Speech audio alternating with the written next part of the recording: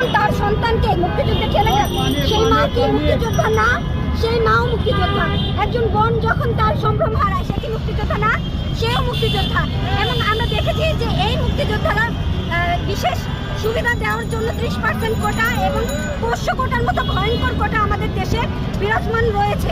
আমরা মনে করি এই 56% কোটা সম্পূর্ণভাবে অযৌক্তিক এবং এই অযৌক্তিক 56% কোটা আমরা 10%-এ নামানোর দাবি জানাই এবং যতক্ষণ না এই দাবি আমরা আদায় করে ছাড়ছি, আমরা রাজপথ ছাড়বো না। আচ্ছা, ওটা স্পষ্ট করেন যে 10% যে আপনাদের নারী যে কোটা সভা আছে, এটার পক্ষে আপনি কি না নারী? 10% আমাদের সংবিধান এবং আমাদের আইনসভা এই 10%কে কাদেরকে অনগ্রসর জাতি মনে করবে তাদেরকেই এই 10%-এর মধ্যে আনা হবে।